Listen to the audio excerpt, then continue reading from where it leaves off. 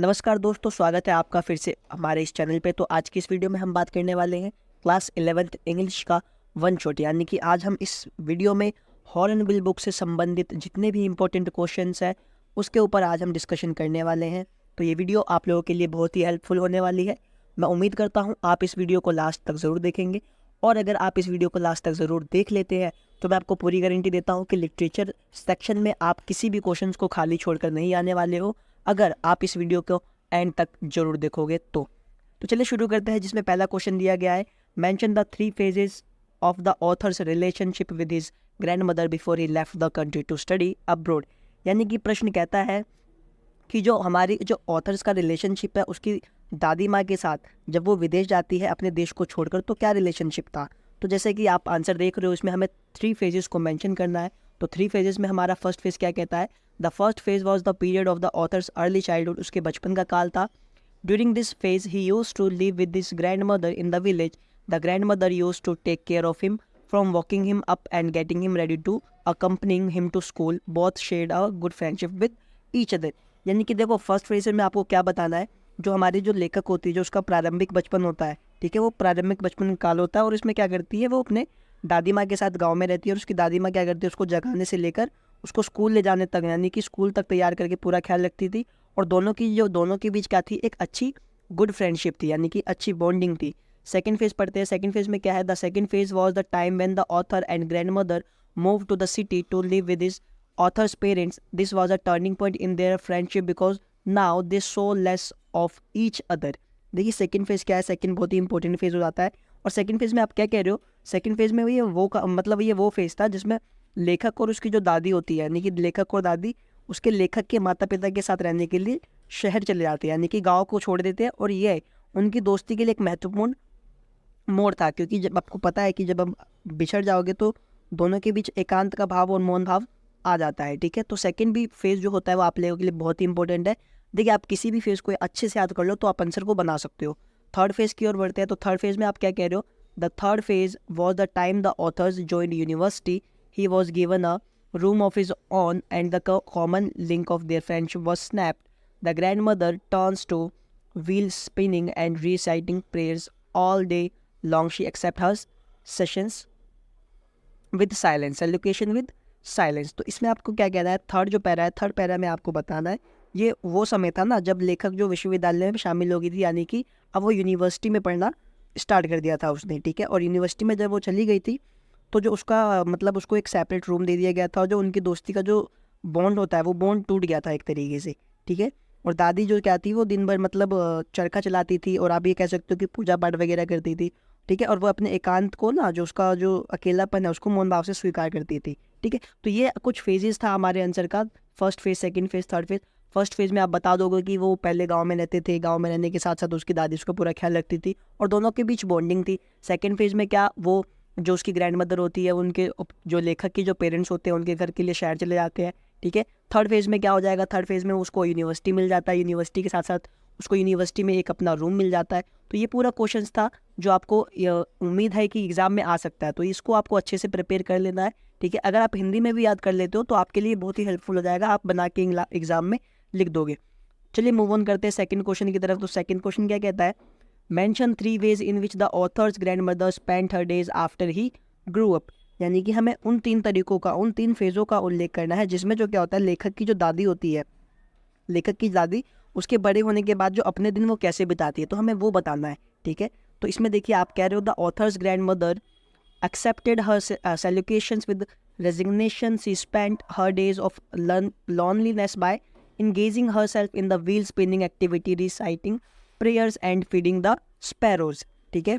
आप देखो, अब इस क्वेश्चन में क्या होता है, क्वेश्चन को अगर आप समझ गए, क्वेश्चन कहता है कि हमें उन 3 फेजों का उल्लेख करना है जिसमें जो लेखक होती है, मतलब लेखक की जो दादी होती है, उसके मतलब बड़े होने तक वो कैसे अपने दिन बिताती है बड़े होने के बाद।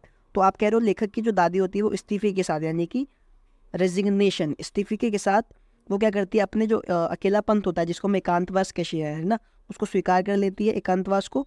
और उसके बाद वो अपने अकेलेपन के लिए जैसे पहिया घुमाना हो गया, ये काम करती थी, प्रार्थनाएं करती थी, प्रार्थनाएं पढ़कर।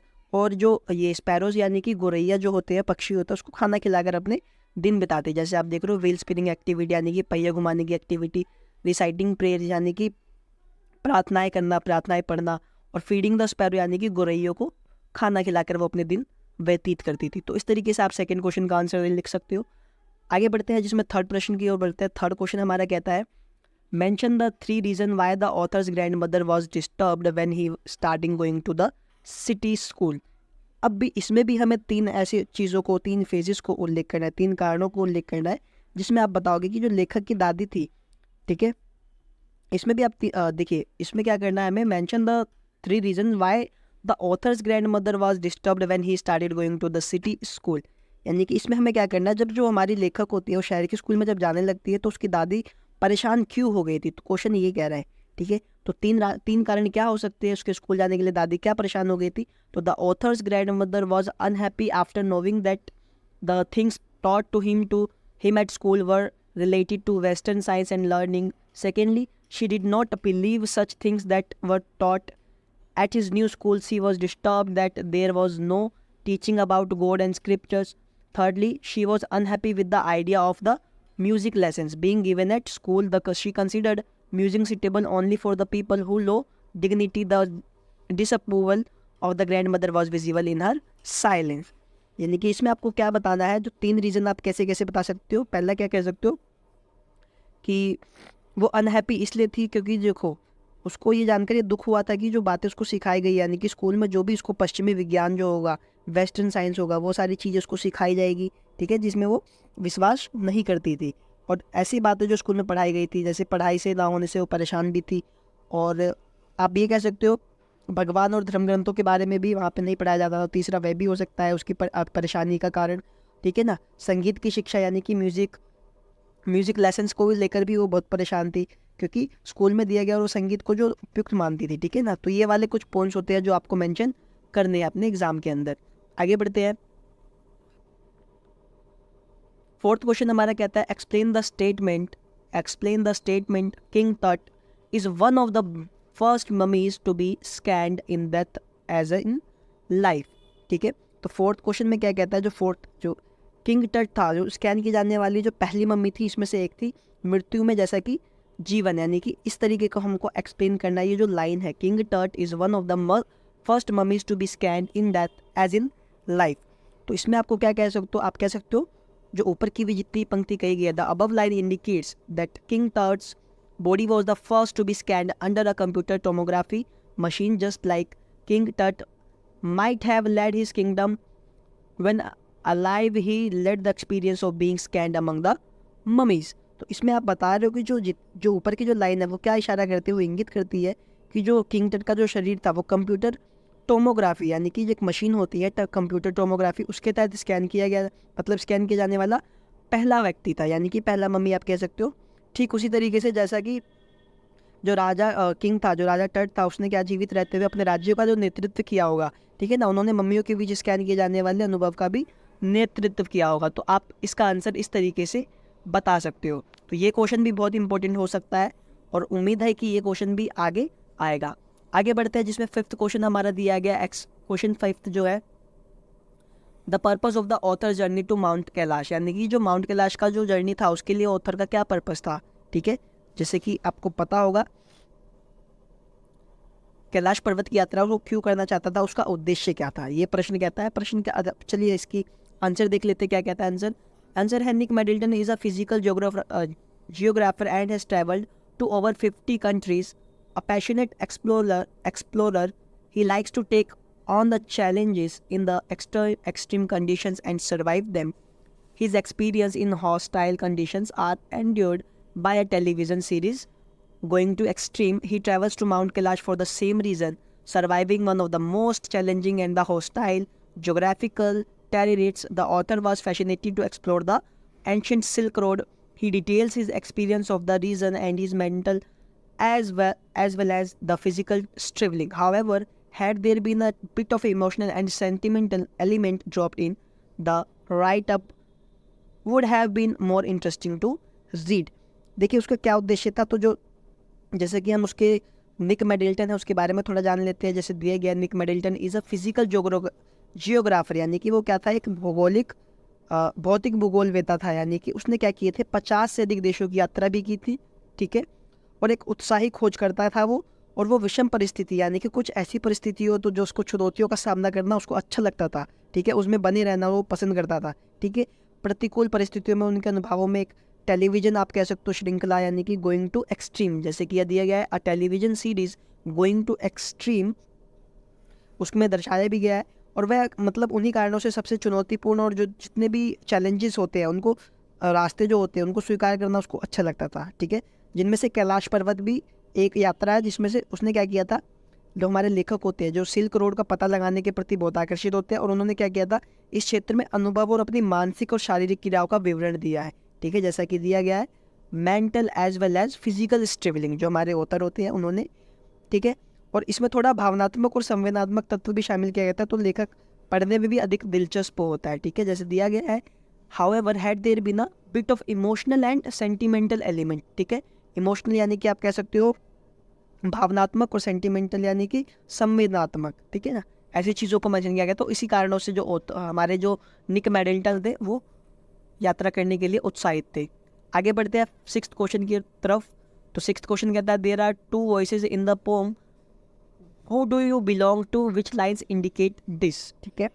कविता में 2 स्वर की बात की गई है, दो वॉइसेस की बात की गई है, हमारी पोएम है द वॉइस ऑफ रेन से।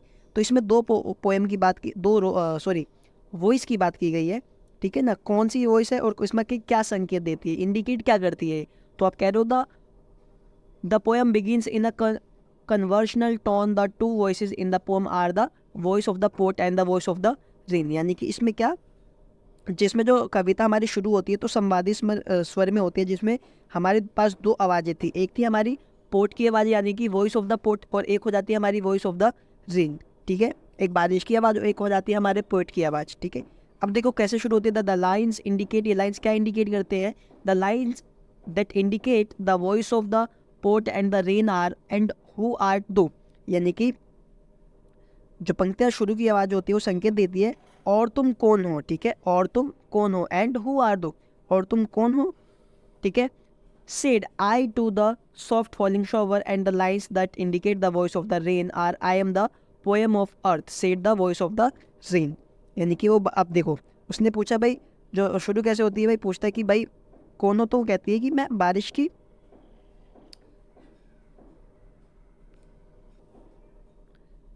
तो हमारी रेन कहती है, तो हमारी रेन क्या जवाब देती है, तो रेन जवाब देती है कि मैं पृथ्वी की कविता हूँ और बारिश की आवाज़, मतलब उसकी छोटी सी बौछार की तरह वो गिरा के कहते हैं कि मैं बारिश की कविता हूँ, आई am the pome of the earth, said the voice of the rain, ठीक है। आगे बढ़ते हैं 7th क्वेश्चन की तरफ। There is a parallel drawn between rain and music, which word indicate this, explain the similarity between the two. हमें क्या करना है इस क्वेश्चन में हमें बताना है जो बारिश और जो म्यूजिक होता है यानी कि संगीत, वो दोनों के बीच एक समानता है, ठीक है ना, इक्वालिटी है दोनों के बीच। तो कौन सा शब्द इसका संकेत देता है और दोनों के बीच समानता क्या है वो हमें एक्सप्लेन करनी है, ठीक है। This is the parallel drawn between rain and music, तो विच वर्ड इंडिकेट दिस, ठीक है, explain the similarity between the two. तो आंसर क्या लिखोगे आप इसमें आंसर लिख सकते हो the lines I am and the pome of earth, यानी कि बारिश की आवाज़ों से ये पंक्ति कही गई है कि मैं पृथ्वी की कविता हूँ, ठीक है। Said by the voice of rain reflects a connection between rain and poetry, that this connection becomes more conspicuous in the final 2 lines, है ना। अब देखो वो क्या कह रही है, बारिश की आवाज़ में वो कह रही पंक्ति कि मैं पृथ्वी की कविता हूँ, और बारिश और कविता के जो बीच इस संबंध को ये दर्शाती है, ठीक है। और ये संबंध जो है अंतिम 2 पंक्तियों से स्पष्ट हो जाती है, जैसे कि आप इधर देख रहे हो, for song issuing from its birth place after fulfilment wandering, है ना, यानी कि ये क्या है, अपने जन्म स्थान से जारी और पूर्ति के बाद यानी कि भटकना, वेंडरिंग मीन्स भटकना। तो ये क्वेश्चन हो जाएगा। आगे बढ़ते हैं क्वेश्चन नंबर 8 की तरफ। तो क्वेश्चन नंबर 8 में क्या करना है, हमें 8 में बताना है what are the poet's feeling towards childhood. Poem childhood से हमारा क्वेश्चन आया गया है, मतलब इसमें हमें बचपन के प्रति जो हमारे कवि है उसकी क्या भावनाएं थी, ठीक है, बचपन के प्रति हमारे जो कवि है उसकी क्या भावनाएं थी। तो आंसर आप क्या कहोगे, the poet regrets childhood as an important stage in the process of growing up. Childhood is a period of make believe children readily accept whatever the elder say. The poet does not feel any regret or senses of loss on losing his childhood. आप इसमें क्या कह रहे हो, प्रश्न हमसे पूछा गया है कि बचपन के प्रति कवि की क्या भावनाएं थी, तो आप कह रहे हो जो कवि होता है, जो हमारे पोट है, वो कह रहे हैं कि बचपन को बड़े होने की प्रक्रिया में एक मीन्स बहुत ही महत्वपूर्ण चरण माना जाता है, इंपॉर्टेंट प्रोसेस, इंपॉर्टेंट स्टेज माना जाता है, ठीक है। तो बचपन में क्या होता है, जैसे जो बड़े लोग जो भी कहते थे उसे बच्चे क्या करते थे, तुरंत मान लेते थे, है ना। और कवि को क्या, अपना बचपन खोने पर इसको अफसोस या हानि होने का एहसास नहीं है, क्योंकि कह रहा है कि बचपन दिखावटी विश्वास का दौर नहीं है, ठीक है। चिल्ड्रन, देखो ये दिखाया, childhood is a period of make believe. आगे बढ़ते हैं क्वेश्चन नंबर 9 की तरफ। तो क्वेश्चन नंबर 9 क्या कह रहा है, what does the speaker learn about his the existence of heaven and hell, ठीक है। तो इस क्वेश्चन में हमें बताना है जो हमारे स्पीकर होते हैं वो हेवन और हेल जो होता है, ठीक है, तो स्वर्ग और नर्क के जो अस्तित्व में उन्होंने मतलब क्या सीखा है, ठीक है, तो ये हमें बताना है। तो आप बता सकते हो इस क्वेश्चन के अंदर हेवन का अर्थ होता है यहाँ पे स्वर्ग और हेल का अर्थ होता है नर्क। तो हमारे जो उत्तर होते हैं वो क्या सीखे हैं स्वर्ग और नर्क से इस कविता के अंदर, ठीक है। तो इसमें आप क्या आंसर दे सकते हो, तो इसमें दे सकते हो as the speaker grew older he acquired reasoning power, he realized that the hell and heaven could not be found in geography books or atlas. Since they could not be located anywhere in the world map, he concluded that they did not exist. He would believe only what he could see and find. यानी कि हमारे जो port है वो क्या कहते हैं, speaker क्या कहते हैं, स्पीकर कह रहे हैं कि देखो स्वर्ग और जैसे जैसे जैसे उनके जो तर्क शक्ति आती है, जैसे कि स्पीकर हमारे बड़े होते गए तो उनको एहसास हुआ कि जो नर्क और स्वर्ग जो है वो भूगोल की किसी भी किताब में नहीं मिल सकते। जैसे यहाँ लिखा हुआ है as the speaker grow up he required reasoning power, यानी कि तर्क शक्ति जब उनकी इम्प्रूव हो गई तो उन्होंने ऐसा रियलाइज किया कि जो हेल एंड हेवन है वो could not be found in geography book और एटलस, यानी कि वो भूगोल की किताबों या एटलस में कहीं नहीं मिल सकते, ठीक है। और ये विश्व मानचित्र में भी कहीं नहीं है, ठीक है ना। और इन्होंने ये निष्कर्ष निकाला कि जो उनका अस्तित्व ही नहीं था, तो वो कह रहे हैं वो उसी चीज़ पे विश्वास करेंगे जो वो देख पा रहे हैं या देख सकते हैं। तो ये हमारा आंसर हो जाएगा, he would believe only what he could see और फाइंड, ठीक है। आगे बढ़ते हैं क्वेश्चन नंबर 10 की तरफ। क्वेश्चन नंबर 10 कहता है how did the speaker realise the hypocrisy of the adult, ठीक है। अब देखिए ये क्वेश्चन क्या कहता है, जो हमारे स्पीकर होते हैं वो जो पाखंड होता है, यानी कि बड़ों के जो पाखंड को उनको एहसास कैसे होता है, हाइपोक्रेसी ऑफ द अडल्ट्स, बड़ों का पाखंड। तो आप इसमें कह सकते हो the speaker notice the wide guilt between what adults appear to be and what they actually were in the real life. There was apparent contradiction between their words and their deeds. They talked of love and advised others to love, but they never act lovingly. तो इसमें आपको क्या बताना है, प्रश्न में पूछ लिया, प्रश्न समझ में आगे सभी को। क्वेश्चन कहता है हमारा कि जो स्पीकर होते हैं उनको बड़ों का जो पाखंड होता है वो कैसे एहसास होता है, ठीक है। तो वो जब हमारे स्पीकर देखते हैं कि जो वयस्क जैसे दिखते हैं और वास्तविक जीवन में वो जो थे, ठीक है, उनके बीच एक बड़ी खाई है, यानी कि खाई कह सकते हो आप, ठीक है। और उसके बाद जो उनकी जो कथनी और करनी में स्पष्ट विरोधाभास होता है, यानी कि वो बोलते कुछ और है, जैसे कि यहाँ पे आप लिख सकते हो there was a apparent contradiction between their words and they deeds, ठीक है ना। वो बोलते कुछ और है, वो करते कुछ और है, ठीक है। और वो प्रेम की बातें करते थे और दूसरों को भी प्रेम करने के लिए सलाह देते थे, परंतु उन्होंने कभी भी प्रेम पूर्वक व्यवहार नहीं किया है। They talked of love, they advised others to love, but they never act lovingly. ये लाइन आप लिख सकते हो, ठीक है। तो बहुत इंपॉर्टेंट क्वेश्चन है, ये भी एग्जाम में आ सकता है, तो आपको अच्छे से पढ़ लेना है इसको भी। आगे बढ़ते हैं क्वेश्चन नंबर 11 की तरफ। Identify the phrase and lines that indicates distance between father and son. तो इसमें हमें क्या करना है, इसमें जो हमारे जो पिता और जो पुत्र है उनके बीच जो रिलेशनशिप है, जो दूरियां हो गई है, डिस्टेंस हो गया, उसको हमें आइडेंटिफाई करना है। जैसे आंसर आप कह सकते हो the phrase is lines indicate distance between father and son are I don't understand this child, I know nothing of him. तो कह रहा है मैं इस बच्चे को नहीं समझता और मैं उसके बारे में कुछ नहीं जानता। वी स्पीक लाइक स्ट्रेंजर, हम अजनबी की तरह बात करते हैं। देर इज़ नो साइन, ठीक है, of underlining in the air, कोई संकेत नहीं है मतलब हर पंक्ति में।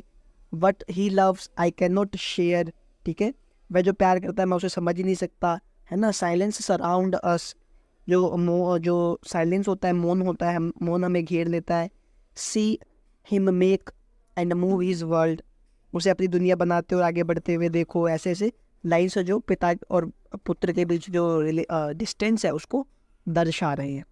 आगे बढ़ते हैं। How did Rajendra explain the concept of reality with this example of movement of an electron. ठीक है, राजेंद्र जो थे उन्होंने इलेक्ट्रॉन की गति के उदाहरण के साथ तो वास्तविकता और अवधारणा को कैसे समझाया। ठीक है, रियलिटी मीन्स वास्तविकता और अवधारणा को कैसे समझाया। मूवमेंट, तो आप इसका आंसर कैसे दोगे, तो आंसर आप कह सकते हो Rajendra Deshpande try to rationalize the professor's experience on the basis of two scientific theories। ठीक है, जिसमें दिया गया है Gangadhar Pant had passed through a stage catastrophic experience, the justers and at the Vishwas Rao was killed in the battle proved to be turning point, the Marathas lost their moral and lost of the battles। ठीक है, तो आप इसमें बता रहे हो, प्रश्न को समझ गए। प्रश्न कहता है कि जो राजेंद्र थे यानी कि उन्होंने इलेक्ट्रॉन की जो गति होती है उसकी अवधारणा को उदाहरण से यानी कि वास्तविकता और अवधारणा को कैसे समझाया। तो दो उदाहरण आप उसने दिए थे, तो आप बता सकते हो जो राजेंद्र देशपांडे था, ठीक है, प्रोफेसर के अनुभव के दो वैज्ञानिक यानी कि सिद्धांतों पर, जो वैज्ञानिक सिद्धांत होते हैं उसके आधार पर उन्होंने उनको तर्कसंगत बनाने का प्रयास किया। जैसे कि गंगाधर पंत हो गए, एक विचित्र प्रलयकारी अनुभव से गुजरे थे। ठीक है ना, आप लिख सकते हो Gangadhar Pant had passed through a strange catastrophic. ठीक है, उसके बाद युद्ध में जिस मोड़ पर फिर विश्वास राव मारा गया, जैसे कि ये गया the junction at the Vishwas Rao was killed in the battle proof to be turning point. ठीक है, वो निर्णायक मोड़ साबित हो गया था और मराठाओं का मनोबल टूट गया और वो युद्ध हार गए। The Marathas lost their moral यानी कि मनोबल होता है एक तरीके से, और लॉस्ट द बैटल। तो उन्होंने इस तरीके से समझा के उनको क्या किया था, वास्तविकता की अवधारणा को समझाया था। तो ये कुछ ऐसे इंपॉर्टेंट क्वेश्चंस है जो एग्ज़ाम में आ सकते हैं और बहुत ही इंपॉर्टेंट है। हॉर्नबिल से बस अगर आप इतने टॉपिक को कवर कर लेते हो हॉर्न बुक से, तो आपका लगभग लिटरेचर का सेक्शन पूरा कवर हो जाएगा। और नेक्स्ट वीडियो में हम स्नैपशॉट का पूरा वन शॉट लेके आएंगे ताकि जितने भी बच्चे स्नैपशॉट की भी तैयारी कर रहे हैं उसकी भी अच्छे से तैयारी हो जाए। तो हॉर्नबिल से आपको कुछ नहीं करना, सिर्फ इतने क्वेश्चंस को आप पढ़ लो, आपका एग्जाम बहुत अच्छे तरीके से हो जाएगा। मिलता है आपसे नेक्स्ट वीडियो में, तब तक के लिए।